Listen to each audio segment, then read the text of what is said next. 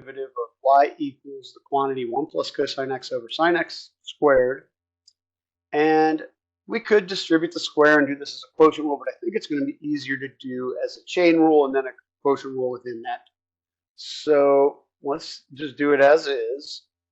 And so we clearly have, the inside function, and the outside function is this power function. So we'll start by bringing that 2 out front. And we have 1 plus cosine of x over sine x. Decrease the power by 1.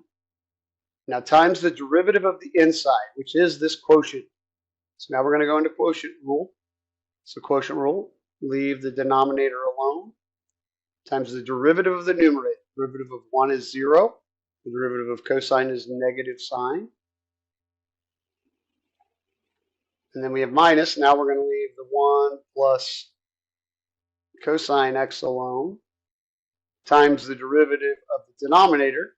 Derivative of sine is cosine of x,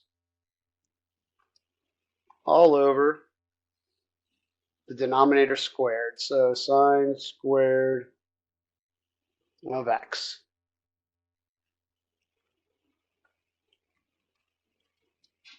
So let's see if we can simplify. We have 2.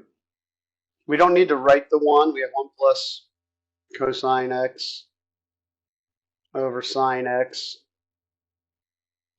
Now, from our quotient rule, we have a negative sine squared x.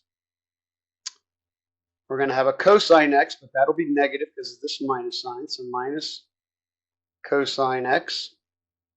And then we'll have a cosine squared x, also going to be negative because of this negative sign. So minus cosine squared x.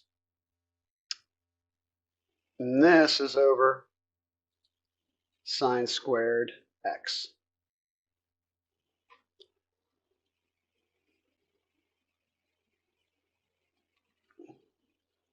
So one thing we might want to do to make it easier to look at, all 3 of these are negative. Let's pull the negative out front with the 2. And here we just have the 1 plus cosine x over sine x. And here, now these are all positive, and notice that if I rearrange the cosine and the cosine squared, I've got my Pythagorean identity. And we're going to have some very familiar looking things here. Because we know sine squared plus cosine squared equals 1. So we have minus 2, 1 plus cosine x over sine x. And then once again we have 1 plus cosine x again, this time over a sine squared x. So we have the minus 2. We have 1 plus cosine of x, the quantity squared in the numerator. And then in the denominator, we've got sine times sine squared, which is sine cubed of x. And there is our derivative.